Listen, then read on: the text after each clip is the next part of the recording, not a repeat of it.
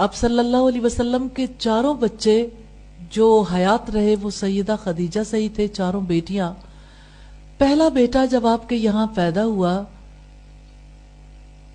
हजरत खदीजा जब उम्मीद से हुई, बहुत खुशी थी, लेकिन उस बेटे का इंतकाल हो गया, नन्हे कासिम का।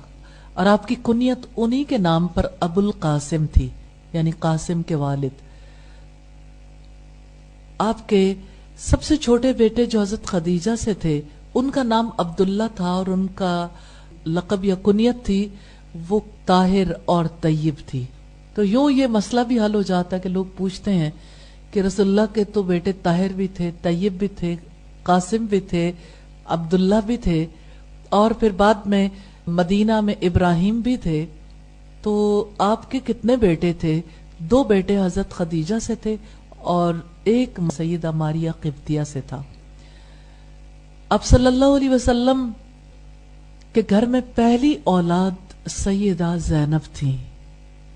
सैयदा ज़ैनब की पैदाइश पर आप सल्लल्लाहु अलैहि वसल्लम बेपनाह खुश थे।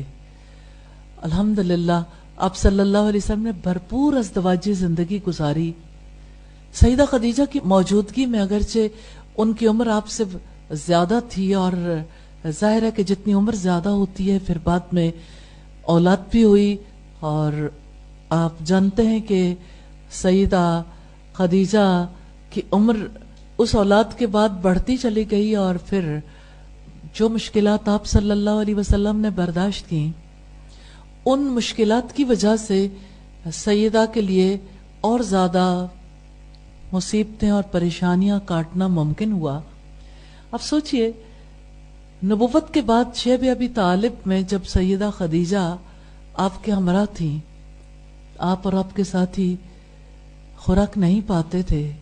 आप सल्लल्लाहु अलैहि वसल्लम ने एक वाकया बयान किया है, ये तिरमिज़ी की रिवायत है कि मैं और बिलाल, हम पर 30 दिन और 30 रातें ऐसी गुजरी हैं कि हमारे पास एक छोटी सी पोटली के सिवा कुछ नहीं होता था जिसे बिलाल अपनी बगल में दाब लेते थे। और हम जब बहुत भूख लगती थी तो उस पोटली को खोलते और उसमें से खजूर की गुठली निकाल कर मुंह में रख लेते।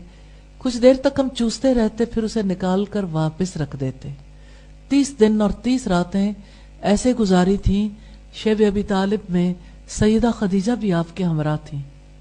ये एक मुआहदे के तहत मामला हुआ था। और अब सोचिए कि इंतहाई मालदार खातून ने, जो अपने वालिद से बेपनाह विरासत जिन्होंने पाई थी, फिर जिस शौहर से पहला निकाह हुआ, जल्द ही उनका इंतकाल हो गया, वो भी बहुत मालदार थे, उनका माल भी हजरत खदीजा के हिस्से में आया। फिर दूसरे शौहर के साथ जब निकाह हुआ, वो बहुत बड़े ताजिर थे, उनका माल भी सैयदा के हिस्से में आया। तो सैयदा मक्का की मालदार तरीन खातून बन चुकी थी।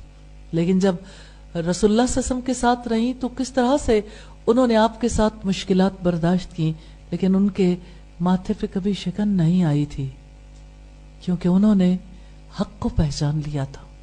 वो जानती थी इस रास्ते में मुश्किलात आती हैं, वो जानती थी कि मुश्किलात बर्दाश्त करने पर अजर कितना है।